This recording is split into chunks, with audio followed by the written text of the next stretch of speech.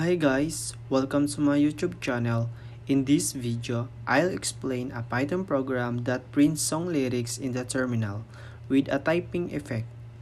This won't be a line-by-line explanation, but rather group, so it's easier to understand, especially if you're a beginner.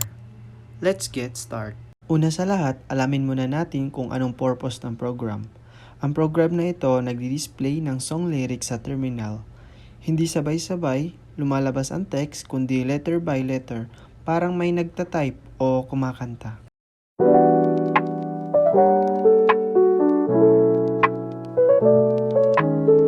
Sa unang code, nag-import tayo ng modules. Ginagamit ang time para makapaglagay ng delay o paghinto sa program.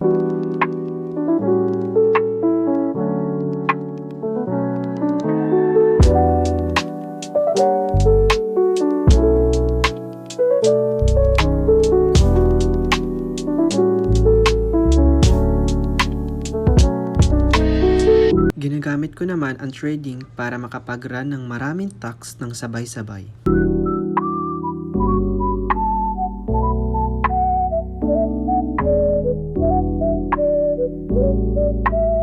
Ginagamit ko to para mas kontrolado natin kung paano nag-print ang text sa terminal.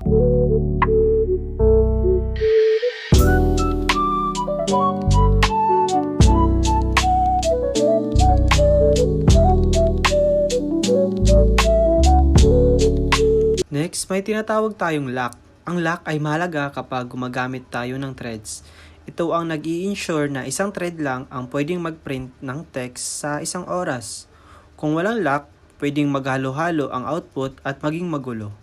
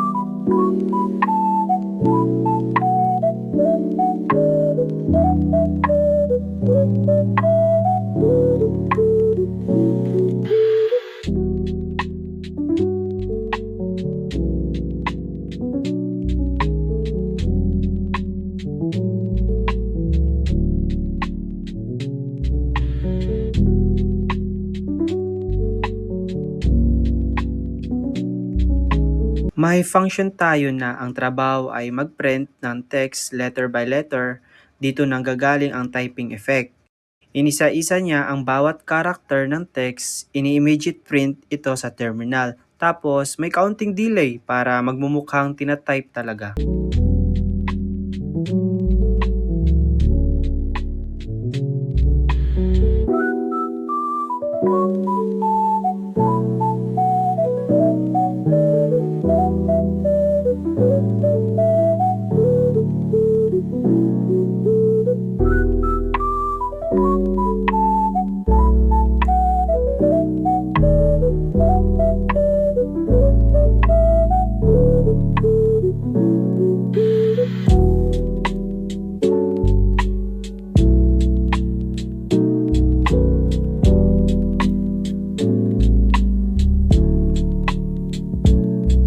May isa pang function na ang trabaho ay handle ang isang linya ng kanta. Ang ginagamit nito ay maghintay muna ng tamang oras bago niya ipakita ang lyric gamit yung typing effect ng functions. Ito ang dahilan kung bakit hindi sabay-sabay lumalabas ang lyrics.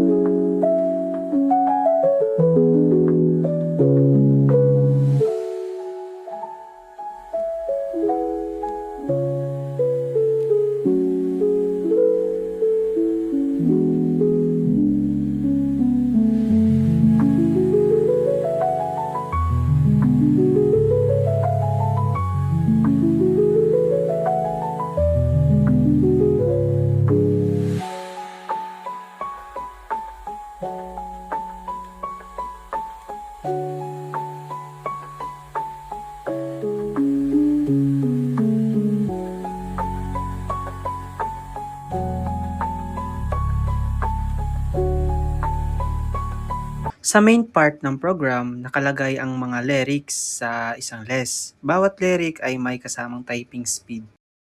Itong nilagay ko sa song lyrics, ito yung kanta ni Rob De Nil. So, in-example ko na lang to.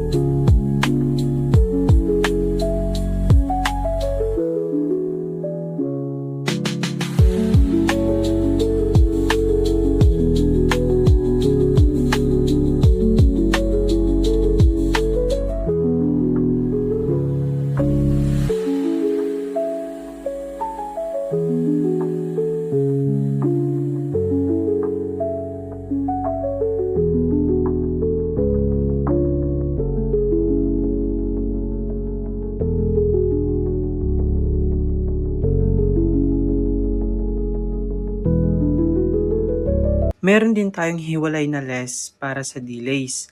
Ito ang nagsasabi kung kailan lalabas ang bawat lyric. Magkapareha sila based sa position o index sa list.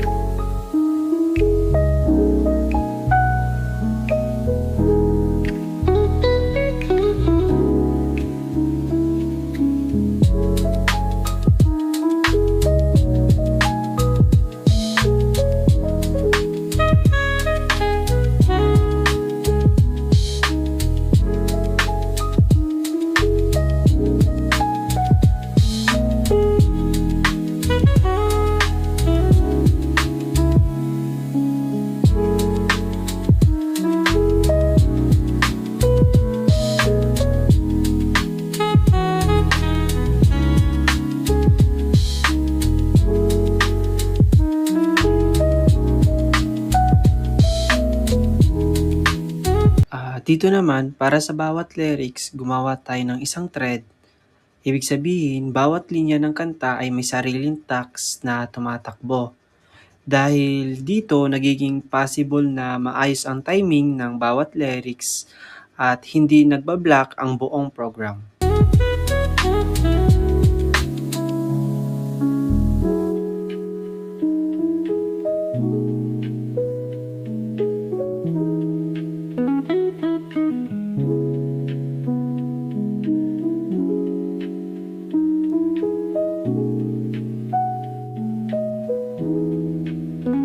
Pagkatapos simulan ang lahat ng threads, kailangan nating siguraduhin na matapos muna silang lahat. Ginagamit ko ang join para hintayin ang bawat thread. Ito ang pumipigil sa program na mag-end agad.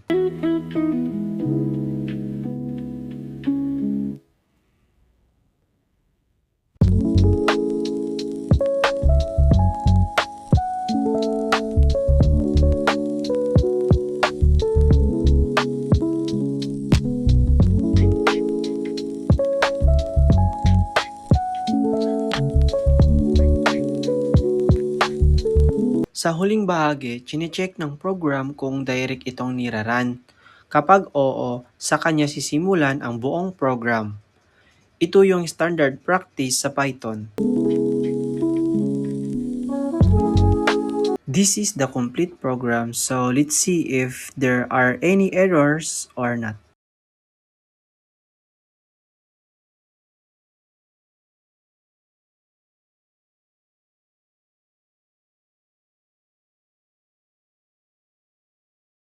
So nagkaroon ako ng type error sa line 13.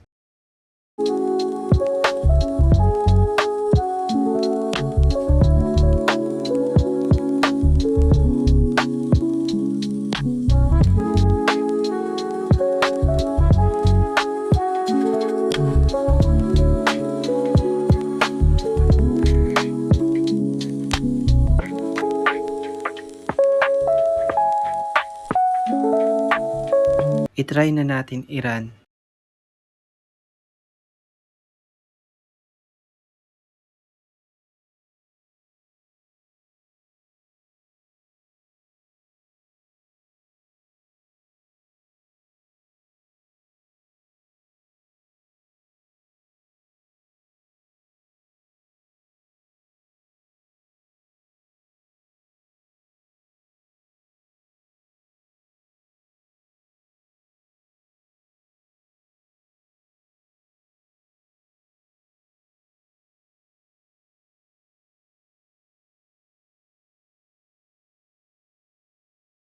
Kaya pala hindi ko nilagyan ng sound kasi pwede akong makopyright ni YouTube. You can use CapCut to just add the sound. I hope you learned something from my video.